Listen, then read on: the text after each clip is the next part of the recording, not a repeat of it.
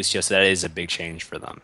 Yeah, it kind of harkens back, and I'm not going to say like I was prophetic about it, but I was playing like a comp match probably 2 months ago, something like that, before Ana was even introduced in the game, and we got absolutely shut down just because the other team was running 3 tanks. And I'm just looking at it, I'm trying to switch heroes, I'm like, what do we even do against this? Like, Reaper's fine, Zenyatta's fine, but the tanks are just so hard to deal with. You deal with one and there's 2 alive. That's just so much HP to try to chunk through, and so far teams haven't had the perfect answer for it. Yesterday, Reunited's answer against triple tank, triple support, especially since the other team was Ninjas in Pajamas, like the inventors of it, they just focused Roadhog. They said that is the main source of your DPS when you're running all these tanks, and if we can just take Roadhog out of the fight, which they did every single fight, we're going to be fine. So that might be something to look forward to as well. Nothing real out of the ordinary on either side. We'll see exactly what that Reaper can get done, because a lot ends up being on his shoulder when you have all these tanks. I don't know if it's the perfect answer, but it's an answer teams are trying. Yeah, and of course, right now on this main stage, they're just trying to challenge the high ground, and that's all they really want to look at right now. Just make sure they can't get past. Make sure this push is as slow as possible, because they also have an Ana on their side. They're willing to heal, and then right now, immediately, they're backing off. They realize how close to getting to the choke point. They're just going to let them have the right side thing. But man, look at Keck on the right side, basically just buying so much time for his team, trying to make sure the enemy defense has to look in more places than once. And look, they're rotating everyone onto the right side, and this definitely looks like to be a very crucial engagement. Yeah, you got Roadhog watching the stairs as he always does, but it seems like that is their entry point. They come in really early with a couple of the squishies going in front of the tanks. A charge comes in from Reinhardt and get a sleep darted opposing Reinhardt, but Wonder does some work in the backside. Wanzu also picks up a kill too, so this push stalling out for the moment. Only 3 alive left to push. Yeah, and honestly, this just seems so divided. The fact that Keck got taken out in the backline boded immediately pretty badly, because, when you have the Genji that far away from the rest of your team, you want him to be a disruption in the backline. You want him to build up that Dragon Blade to go in. Luckily, now he has 100% on his Dragon Blade, but the rest of his team has been staggered. He needs to regroup with that. The good news is, though, is Conrad does have, the nano boost on Duckle, so that is something they potentially could do, and, that might be the win condition they might be looking for right now. Yeah, that's what we're waiting for right here. I think they're gonna, excuse me, try to get off momentarily. The Dragon Blade does come down, and then there goes an Earth Shatter, which knocked down Conrad as soon as he tried to get that going, but the follow-through is there with both tanks, and the Dragon Blade did go off as well, as I mentioned, but the Resurrection comes back in. Are they going to have a counter on ult to try to keep this back? Gravo is ready. Grabowati has it ready to go, but he's cleaned up by the Reaper. Nice Death Blossom there to try to solidify Support Boy.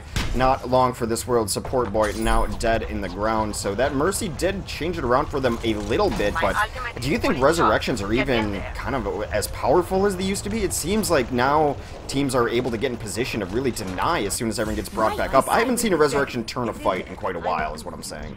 Yeah, it's mainly because of the way that the meta has kind of been formed. The fact that, Wreck-It just gets immediately taken out, but it's mainly because back in the days when Mercies were able to get impactful reses off, it was because your DPS ulted, right? And that was the main way you could clear your ultimates. But now, as we saw before, Ducky or Duckle managed the ultimate, and that Earth Shatter changed the entire fight. So when they res right into that Death Blossom. So your DPS still had a clear option available. So that's why it's not immediately impactful, because you're resing into another ultimate, right?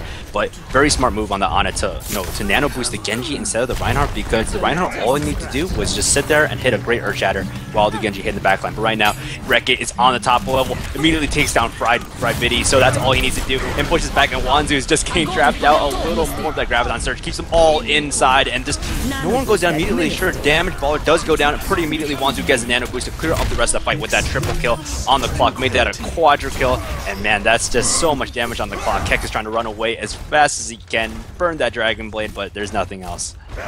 Yeah, it's kind of interesting that they were able to get up there and bully them off the top ledge. They were just hanging out for a while, Butcher and Wanzu up there just on tank duty, chilling up top, and then Rekka was able to come through and push them off at the very least, but nano-boosted Reinhardt, still very, very good. You can't even run away from that with a sprint. Soldier 76's sprint is slower than nano-boosted Reinhardt. Found that out the hard way yesterday. When they chase you down, and that's honestly...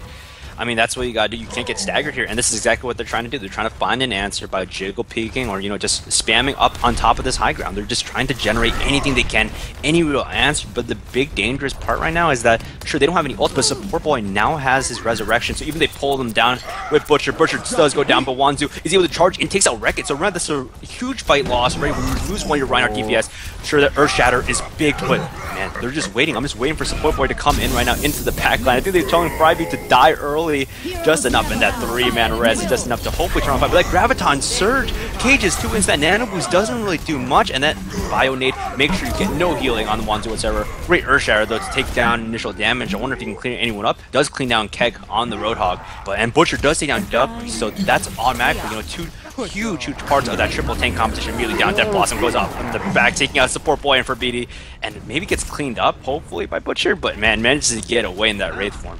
Yeah, they are going to be able to clean this up, and now some nice pressure on the card as everyone's trying to get their duels back on. Defense going to be able to reinforce much faster. There is a duel going on bottom left here that we'll see who wins that. Zarya versus a Reinhardt, but Graboboy takes out Zhang Zi really early too. Defense trying to pull this back. The Earthshatter comes in relatively late. He gets hooked out of his charge, so Nano Boost comes down again onto Roadhog. The only a single person caught in that Graviton, maybe not the best Graviton. Bio Grenade comes in late to try to clean that up. Wonder on his Zenyatta is doing a wonder, making his namesake proud. Takes down 2 to end this fight. This should be all it took from the offense, as that Death Blossom was coming in late, and you know, honestly, I thought they had a good shot at it. There was nice ult economy to save one of the tank ults for the resurrection for that post fight, but the defense able to get that reinforcement so much quicker because it's just simply the defender's advantage here. They are kind of far away, but the offense is forever away from where these fights are taking place.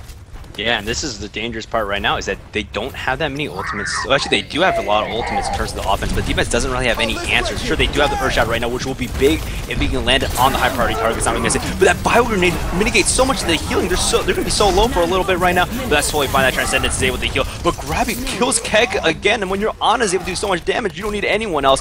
And man, Ducky's just on the wrong side of that. Grabawadi is able to take so much damage. They are able to push the payload onto the site, even though the defense is able to get so much damage up. And man, yeah, Ana's just doing so much damage in the background.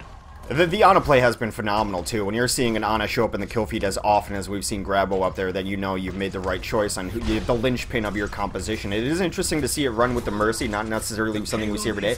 But as you mentioned, during that, they gutted out. They got this point, yeah? Yeah, they got the point, and so now that the forward spawns, which is huge for them because that was the big problem, is just trying to reinforce on those long spawns. A really interesting area to hold here as they are right in the face of these attackers. Yeah, and right now the attacking team is sprinting by them. They're actually in a really weird defensive position where they're kind of like, they don't really have a great option to back up to, but Keck in the background trying to kill the Ana. Ana goes down, Ana super right now, goes down, does immediate locking, but Death Blossom in the front line taking out so much. There was no sleep to shut that down, and no healing to do anything about that. So the offense, and that's resets the fight immediately, but Support Boy does go down in return, and Wreck-It takes down Wanzu. And this, I mean, that res doesn't seem like it worked at all, because you're resing right into Dragon Blade. And man, he's going after specifically the Roadhog in the backline. Butcher can potentially stay alive, but Wonder is in big danger. And that Nano Boost, this just seems like never-ending ults on this side. Yeah, that has kind of been the theme with Ana in the meta, is that it is never-ending ults. You ultimate a Reinhardt and he's able to get his ultimate up, then you have Earthshatter and everyone else is doing damage around it too, so it's just been the ult train kind of style. This is a beautiful Graviton. Everyone caught up and their Reaper is going to get all the glory as he cleans out that giant ball of meat. Still a very few people on the cart. That's finally going to be a capture. 26 left in the time bank. Yeah, I mean that... I don't want to say Support Boy wasn't super impactful. I think he got some of the big reses, which is I think a huge positive. But like I said before, he's resing straight into another ultimate. You don't have that luxury anymore. Where let's say the way that they team wipe you on the defense or on the offense, your opponent's team wipe you using like a McCree ultimate or like a Reaper, your Death Blossom, and then you can go in, ult, and then you're less likely to get wiped again. A lot of these wipes are happening because the tank line is getting super strong, getting nano boosted, or any combination of that. And once you res, you're still dealing with 2 more ultimates potentially. So Mercy, I don't know if that's necessarily the best pick, but I will say this though. It looks like on the other side, man, I want to say they bring out the Mercy as well. I mean, I don't know, this is the same team. No, this is a completely opposite side. This is like, I don't know what's with these Mercy comps. I feel like this Mercy is like very strong on the defense. Is something that I'm missing, possibly. Maybe. It is a little interesting. I think we took her camera a little bit last time too, and I think one of the biggest issues right now is what's Mercy doing when she's not resurrecting? That's the big question. So is she sitting back and damage boosting people? Do you have the correct hero to really benefit from a damage boost? Of course, we all know that Pharah does well with damage boosted rockets from a distance, always raining that from above. 76 used to be working really well with the Mercy too, so it's just kind of, I think one of the reasons you see Mercy, yes, resurrection is very powerful, but you're 5v6 a lot of that time if that damage boost isn't working perfectly in synergy with another hero. So just sitting in the back lines healing people up and waiting for the res is not exactly kind of the tempo where the meta is at right now. So I don't know, it's interesting. It seems like if you'll safe, why don't you just run Symmetra? Please God, someone run Symmetra. But they're going to be the Mercy on the defense. So I do like this Junkrat on the defense as well. I've always liked Junkrat on Dorado defense. We'll see what they can get done too. And it might be like, what is it, last week where they just decide to hold that right room and just completely lock them off. Yeah, and right now they're running it right into a triple composition with Wonderboy on that Ana. And right now they are on the side of it where they are having that Roadhog try to spam that little corner right there, but they are holding it relatively well. They do have the damage boost potentially on Keck right now, trying to get a lot of damage on the Zenyatta, and because of that Discord Orb, you know, you can do a lot of damage if you land a few headshots. But yeah, right now they're just pushing on the edge. They're not really giving up, and they're going straight for the engagement in the back line. Yeah, they do collapse in, try to get some work done here, but it is Blue with the first couple kills. They are going to switch out. This Reaper is very, very brave. He is discorded on back of the supports in the background. He does finally Wraith walk out. Is he going to be able to get out? No, Support Boy has had enough of that Reaper in his face, takes him out himself. Tyre is coming in over the top. Will it find purchase here? Does have to explode, does not get what they're looking for there, so now they're in a great position. They've got this Reinhardt ult, that Earthshatter comes out and takes down 2 on the floor immediately. Wanzu has been great on his Reinhardt so far today, misses that charge, but now gets counter-charged himself. It is Rein Games in the back line, but during all of this, the remainder of the offense has been pushing through. There goes Betty. Am I just wrong in thinking that most of these names are unpronounceable today? Is it just early for me? Like, what is going on? Anyway, Betty comes in, takes down the opposing Reinhardt. That is going to be a quick first capture for the offense as they roll through on the strength of that Earthshatter. We do have some switch-ups here. This is what I was talking about. You get Soldier 76, maybe get some damage boost, and then you're making Mercy a little more effective. Yeah, I think Mercy in general is more effective when you have more of that DPS presence because, you know, you have more targets to damage boost, you have more range on them, but more importantly on the side of defense, they have a lot of ultimates right now. I would not be surprised to see Wreck-It try to get into the back line right now, and he's still sitting on the edge, which is fine, but, you know, he's going to be dropping it down there, but damage dealers got hooked in and immediately burns Zarya Shield, which is a really huge thing to burn, but Transcendence goes in trying to save damage, but is unable to do so, and now they're going to have to force the engage, but Ducky has that bounty on him, no healing available, and immediately gets taken down by Butcher. That's a huge Ana change, and Conrad trying to do as much as he can, but that res is straight in the middle. Zongi, oh man, great Earthshatter though, so I guess that res did turn out in the end, but that Sound Barrier was able to mitigate so much damage. Wanzu with that nano boost is able to take down so much. For some reason, Earthshatters, I think, for relatively nothing right there, but that's absolutely fine when you're winning the battle. I can't judge you if, I mean, everyone's dead, you have your targets Earthshattered. Yeah, I mean, it's not stupid if it works, right? And right now, Conrad has not even given up this high ground. He's been up here as Soldier 76. Not quite the burst damage you need to try to clear a team out. It's like kind of surprising that he's still up here, still alive, trying to deal with them. They're just going to send a single Lucio back. He's going to ultimate as well, but not coming down to press the point. Conrad's still alive, finally gets hooked and eliminated. That is Roadhog swatting a pesky fly. So I'm seeing a little bit of 76 in the Chinese meta, actually. I was watching a little bit of it last night at 4 in the morning, which I should have been sleeping, but a lot more Soldier 76 in that scene for the moment. We'll see if it has a resurgence in North America as Butcher continues to push forward. That is 2 really early kills. Ducky on the back foot right now. Butcher continues to go. It is 6v2 right now. Just looking to just stomp through the rest of this map. Man, this is a little rough, and you know, we used to talk a lot about how Ana is, you know, a direct counter to Transcendence, but another character she's a hard counter to is actually Mercy. If you actually and this one man, you know, Graviton Surge, I'm not really too excited about. You didn't really catch anything out. The Transcendence comes in to mitigate so much of the extra damage. Sure, good Earthshatter, but that nano boosted Reinhardt, it's still gonna be a threat. It's still in your face about it. That Earthshatter might save them the game. It was absolutely clutch. Had to get everyone in there, but they need to start getting kills. Ducky does take down 1, but for the most part, it has been the defense getting decimated here as they clean up the last remnants of resistance. 4:09 in their time bank, 1 minute left as we switch sides here on Dorado. Yeah, but like I was saying before, we talked about how Ana's, Bio Nade counters, counters Zenyatta Transcendence. You know who else he counters? Mercy Pocket Healing. If you specifically hit that nade on one character, let's say the Reinhardt in that last fight, you kind of get them stuck, and basically the Mercy's not able to do anything. The Mercy's first to damage boost them, especially if it's not a like high priority damage boost target, but that character gets taken down almost as easily, and also that Mercy gets negated. So potentially a big struggle on terms of Mercy against Ana, just because you don't have the best option to support. If you support a single target and that one target just so happens to get hit by an AoE nade, you're useless. I guess you're 50% of your utility is just gone. So definitely something interesting to take a look at. Yeah, the Bio Grenade is coming into its own era as teams have figured out all the uses for it and the direct situations for it. It reminds me of kind of old school Flashbang, when Flashbang wasn't just a stall and a fan out, but like, I can crush a shield with it, I can save it for an ulting Reaper, I can do a lot with this ability, so let's make sure we always have that on cooldown. So you're seeing Ana's kind of discover kind of the entire value of their kit. It's been really fun to watch. So Ana's on both sides now, Mercy off of the field for either side. Only a minute to push this point and get it going here for the offense. We'll see what they want to do starting out. Let's just keep eyes on this Genji.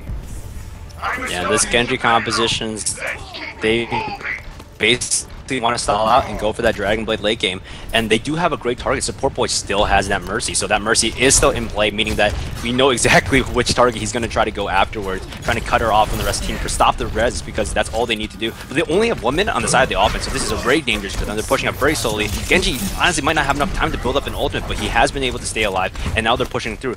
I think the defense might be caught a little bit out of position right now, but Keck at the same time is creating so many problems with it. It gets pulled and unfortunately killed by Fabetti, and Winter kills out Ducky, and this is just going so bad for the side of the offense. They just did not have enough time to post through. Well, you might see an Earthshatter here just to kind of seal the deal. He's waiting for that Zarya shield to dissipate as he's got her in his sights. It's okay to solo ult with 10 seconds left. He's just going to bully her all the way back to spawn. They're going to save it, not necessarily needing to use it, but Earthshatter will be coming out momentarily. There it is. It takes down Damage Baller in the background as he gets cleaned up. There is a kill onto Wonder, so they are still pushing this here. Dragon Blade has come out. He does get in. He's getting one. Does he get any more? He's in the back line.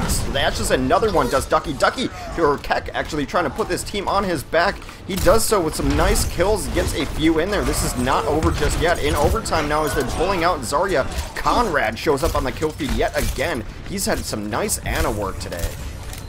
Yeah, and that's all he needs to do. I mean, Conrad, this is honestly all about the Ana set, but I'm very surprised he makes it through. Wonder does hit Wreck-It, and man, he's been able to stall this point out for a little longer, and he has 3 teammates following up on this charge right now. They haven't moved the payload up nearly far enough, and the respawn for the offense is so long right now.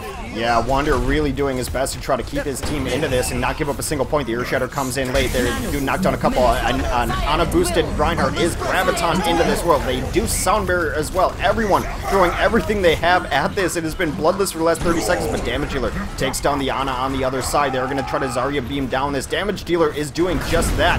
3 kills. Now here comes the Death Blossom. Oh, he gets the Mercy before the res comes off. Wreck-It absolutely getting this point for his team as they are still trying to trickle on. Wonder is going to have to retreat as he did his best to give them time, but the damage was too much. Yeah, and honestly, I don't agree with Support Boy going in that early. I honestly felt he went in rather early to get that res during the middle of the Death Blossom, which is kind of ambitious since, you're still going to die from it if you res in the middle. But on the good side, the offense is triggering overtime relatively quickly, and Fabetti already takes down Redicate. So that's a huge amount of distance he needs to walk, and they can take advantage of this payload. Right now, overtime is going to make that offense super one-dimensional. They need to stay on the cart. The moment any of them step off the cart, that's 1 second, 2 seconds, and immediately that wick is going to be burned, and that candle is going to be over, and they're going to be switching over sides. So they have to be playing very safe right now, and that means the defense has all the prerogative in terms of what they're able to do, and that great Earthshatter catches too. Yeah, he gets through. There is no cleanup though, and he's all on his own, getting healed by this Mercy. But here comes the Dragon Blade yet again from Keck. He brought them back into it earlier. He's trying to get some kills. He does get to the back line, takes down both Butcher and Wonder. That is too close for the Dragon Blade. He's looking for a little bit more. This the Resurrection does come up though, undoes all of his fine knife work. Tries to get back in the back lines, but they did not hold on presence on that cart, just like you mentioned. It was going to take a miracle for them to get the next point. It would have been super surprising, but pushed off that cart. They did get a point in it, so 3 to 4 right now. I think there was about 4 minutes left on the other side to get the first point to tie it up, and then we'll see what the distance they can achieve after that. Yellow square of victory just outside of church.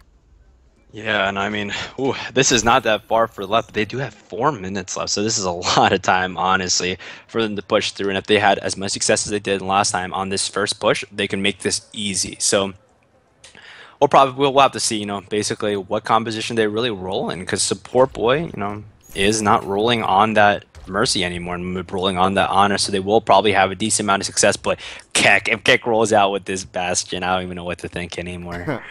It can be hard to break. You know, we've seen the Bastion actually come to play on Dorado before, just holding top ground. Of course, I think it was Fnatic facing off a team that was clearly not on the same level of them, and it was just internet cyberbullying is what they were doing to them, which was kind of, you know, it's amusing for those not getting bullied. So far, he is still on this Bastion. They're running El Presidente back on the fields. Yeah, I mean, and honestly, they do have now. Songzi does have, you know, a good damage boosting target on that Bastion. All he's do is hold right click, and that Bastion's all of a sudden way stronger and deals with this tank threat relatively well. You know, a lot of people have been theory crafting this Bastion as a counter to the triple tank composition. This is the first time we'll be able to see it, and they are hiding it very well, and they just brought it out, right? There's no way for them to know it now. They just got to figure out how to push onto here, and as long as Bastion's behind this Reinhardt shield, they're in good place. Well, any theory that was in play for the double Winston, how to counter double Winston, is definitely going to work against triple tank. You know, we've seen teams run Bastion against double Winston in the past when that was still a thing. So it definitely holds merits, and see what he can get down here. Some rotation comes off. Wreck-It does take down Wanzu, so that is a Reinhardt shield down. They cannot come in here against this Bastion now with no Reinhardt shields.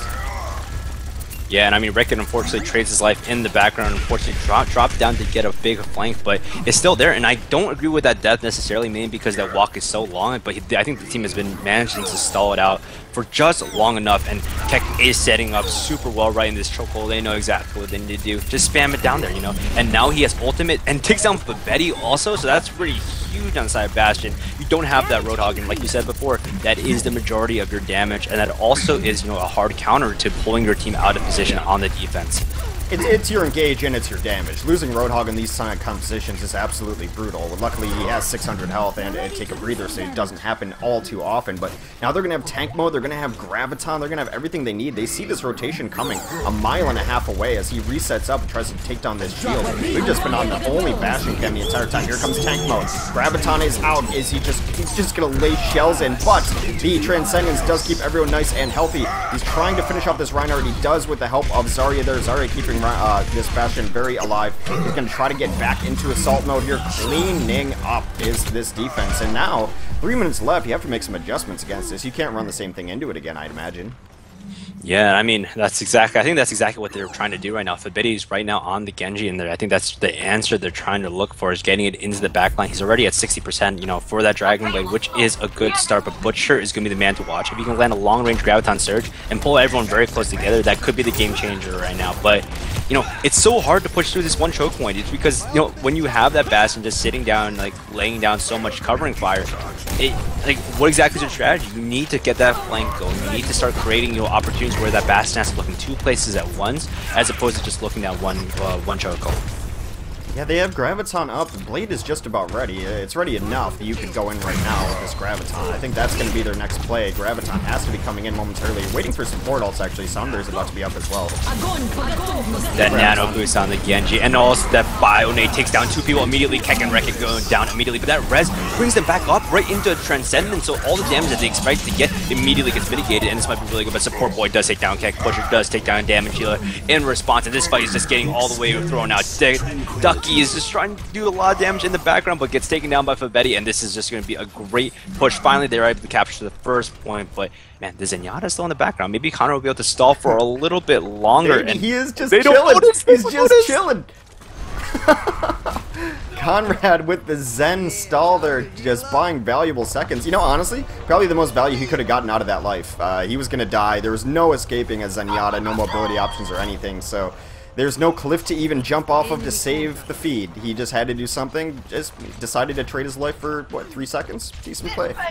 Yeah, not bad at all, and right now it gave his team just enough time to kind of get this high ground initialized and kind of start heading over. And man, they have Keck below in that room right now, so you're not even safe traveling underneath that bridge. This is actually a very smart way to do it, where they they didn't want to put all their eggs in one basket, gamble with the high ground approach, and now they're jumping down in the middle. I don't really know what Reckon's main goal was, but I guess mainly just to stall out this 1 point with a Betty takes down John Z, so that res that may potentially come out for it's not going to be there right now. And that, oh man, for Betty just going to town on the back line. Wonder and Wanzu, Ducky and Wreck-It respectively, and there's just no answer. And looks like they're going to capture the point. Conrad, there's no time. The 3 seconds not going to help you, man. It's not going to help you. There's no time here, and they're able to push through for the victory. Oh, really nice time by Fabetti there, though. He saw them rotating, trying to make a new spot for the Bastion nest, busted out the Dragon Blade and was able to take them down while they were at their most vulnerable there. So that is it. Knockout round here as we remain in the best of 1. We will try to find another game as soon as possible. I'm going to go through all of this stuff and make sure that everything is fixed up, and we'll get back for this on the serious in a moment. But yeah, we got a couple more best of 1s, and then we move into the seeded side of the bracket. We'll talk about teams and things like that when we get back and get back into the break. Check out this clutch resurrection. Mercy, play the game. What do you think? Oh man, I thought, didn't we patch this? Like, didn't we specifically patch this so we didn't get more of these? But I will say that good 4-man res, but that's kind of the weird part about Mercy res, is that before it used to be a complete game changer in that aspect, but now we've kind of seen it not really have the same effect, because like I mentioned before, you're resing to so many more ultimates that are up. You have so many more area clear ultimates that are available.